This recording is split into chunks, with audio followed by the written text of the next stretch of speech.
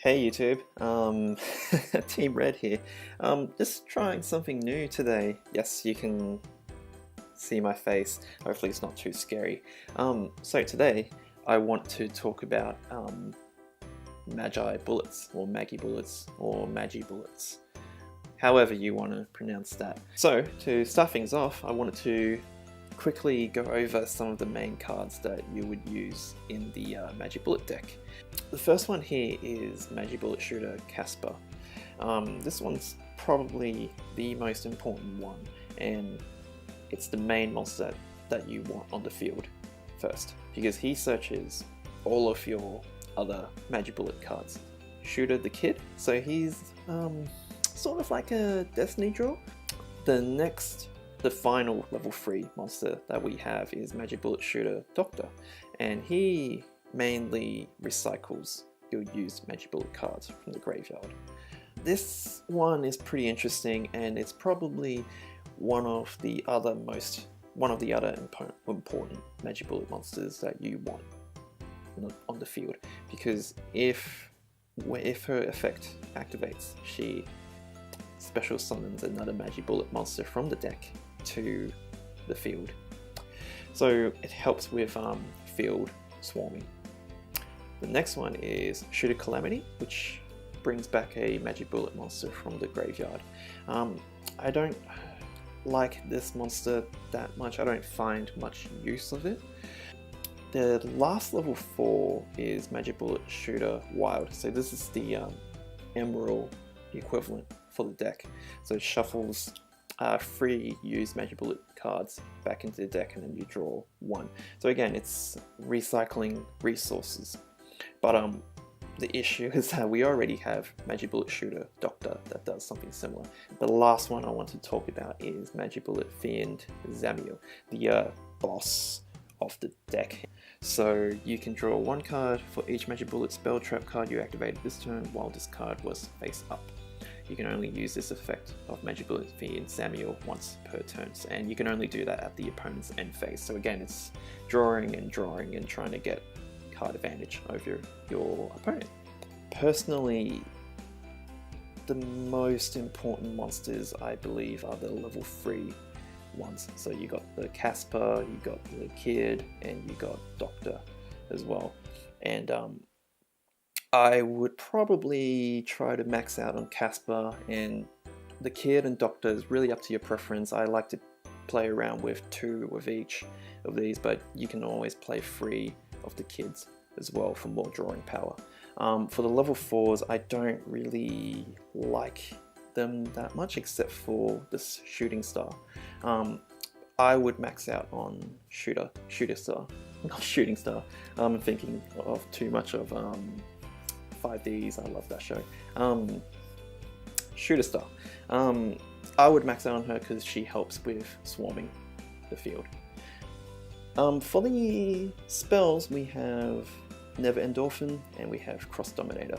So this one doubles the attack of your Magibullet monsters, but you can't attack directly afterwards. And this one basically reduces the attack and defense of one of your opponent's monsters and negates their effects.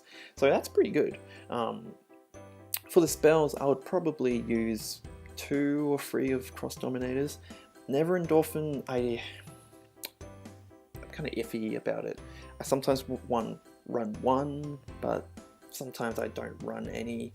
I would rather have Cross Dominator or the other cards in my hand. For the traps, first we have Magibullet Desperado, and good luck TCG trying to censor this whole archetype. Essentially it's a Dryden. You target 1 card in the field and destroy it, so popping. Now the strongest trap, I think, is probably Dead Man's Burst. This negates spells and traps once per turn, and it's a counter trap. That's pretty good. So I would probably play 2 or 3 of these Dead Man Bursts, and maybe 2 or 3 of Desperado. And the rest of the trap cards we have is Dancing Needle. This one banishes cards in the graveyard. Personally, I think it's a side deck kind of choice, and I probably won't main deck it. that often.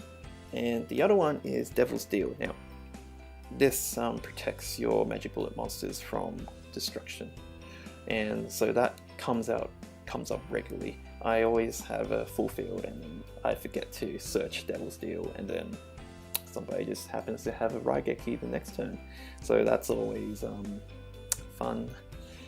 This deck here is really dependent on its normal summon, and it has trouble swarming the field. Of course you have Shooter Star, but it still needs something to help it swarm the field. So what we have here is Ties of the Brethren, and what this does here is pay 2,000 life points, then target one level 4 or lower monster you control.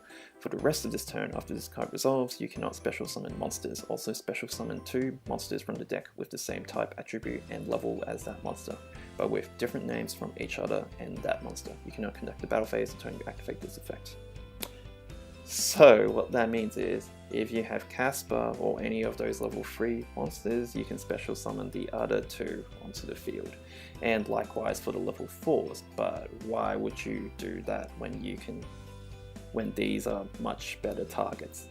But anyway, what this card does, it helps the deck to really get going and swarm the field, which it really needs. So I think this card is worth playing at free. One of the things that makes Magibullets really attractive to people is its ability to play the spells and traps from the hand, and also it has a second effect. So if you activate a spell trap in the same column as those monsters, it activates their effects. So there are a couple of cards that we can use to abuse that second effect. So again, we have here double summon, so you can conduct 2 normal summons this turn, not just 1. Now this one helps the deck to swarm the field, but 2, notice how it says you can conduct 2 normal summons, so there's no condition to fulfill, so you can just play it and then you can normal summon, or you don't want to normal summon, but it can still proc the Magibullet's effect. And so really it's not a dead draw in a sense. So I think you should probably play 2 or 3 of these double summons. So other text that you could use to help get the deck going and proc the Magibullet effects is the Toon Table of Contents. So again, there's no once per turn restrictions from this, so you can keep on activating these Toon Table of Contents and then end on Toon World, and that would probably get you a lot of card advantage. So what I have seen and what I have tested is probably 3 Toon Table of Contents and 1 Toon World, but it's up to you. So yeah, this is probably the